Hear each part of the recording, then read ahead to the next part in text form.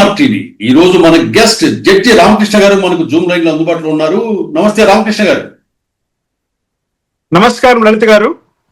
Sir ఏంటి sir, Andhra Pradesh లో ఇబ్బడి ముబ్బడిగా రాజకీయ పార్టీలు రాబోతున్నాయనేసి డిస్కషన్ జరుగుతూ ఉంది. రాజకీయ పార్టీలేమో ఎక్కువ ఉన్నాయి కానీ ప్రజలు ఎవరిని ఎన్నుకోవాలి, ఎవరికి ఓట్లు వేయాలనేది రేపు 2029లో కొద్దిగా కన్ఫ్యూజన్ లో వెళ్ళే ప్రమాదం ఉంది. అంటే దీన్ని రాజకీయ పార్టీలు ఎక్కువగా రావటం ఆంధ్రప్రదేశ్ కు ఉపయోగమా? మీ విశ్లేషణ ఏంటి సార్? లలిత గారు, దేశం బాగా అభివృద్ధి చెందింది, అదేవిధంగా మన రాష్ట్రం కూడా బాగా అభివృద్ధి చెందింది. విపరీతమైన డబ్బులు కొంతమంది దగ్గర పోగుబడ్డాయి. పోగేసుకున్నటువంటి సంపదను ఖర్చు పెట్టాలంటే రాజకీయ రంగం చాలా బాగుంటుంది, చాలా బాగా ఖర్చు పెట్టచ్చు కూడా. ఆ కారణం చేత చాలా మంది డబ్బున్న పెద్దలు డబ్బు సంపాదించేసి దాన్ని ఎలా చేయాలో అర్థం కాకుండా రాజకీయ పార్టీలు పెట్టాలని, మళ్ళా ఏదో సీఎంలు పిఎంలు అయిపోవాలని ఆశపడ్డము తప్పేం కాదు. ఆ విధమైనటువంటి వాతావరణం ఈరోజు ఆంధ్రప్రదేశ్లో ఎక్కువగా కనపడడానికి కారణం కూడా ఈ యొక్క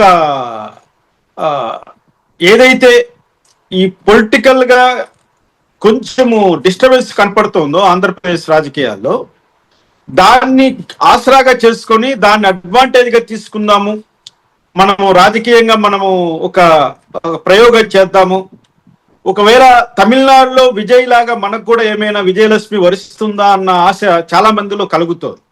మూడో ప్రత్యామ్నాయం అన్న పేరుతో చాలా మంది ప్రయత్నాలు మొదలెట్టారు, జరుగుతూ ఉన్నాయి.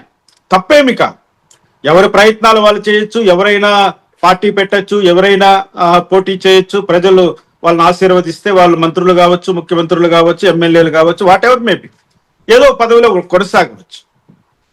కానీ ప్రధానంగా ఆంధ్రప్రదేశ్ రాజకీయాల్లో చర్చనీయాంశము అంతో కొంచెమైన ప్రభావం చూపదగ్గ పరిణామం ఏమిటంటే జూనియర్ ఎన్టీఆర్ గారు రాజకీయ రంగ ప్రవేశం. ఇక్కడ జూనియర్ ఎన్టీఆర్ గారిని మనం రాజకీయ రంగ ప్రవేశము అని అనుకోవడానికి వీల్లేదు. కారణం ఏమిటంటే ఆయన 2009లోనే రాజకీయ రంగ ప్రవేశం చేశాడు. 2009లోనే తెలుగుదేశం పార్టీ విజయం కోసం ఆయన ప్రచారం చేశాడు.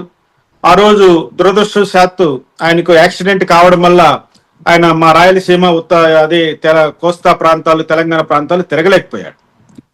కానీ ఆయన తెలుగుదేశం పార్టీ కోసం 2009 ఎన్నికల్లో కష్టపడ్డాడు.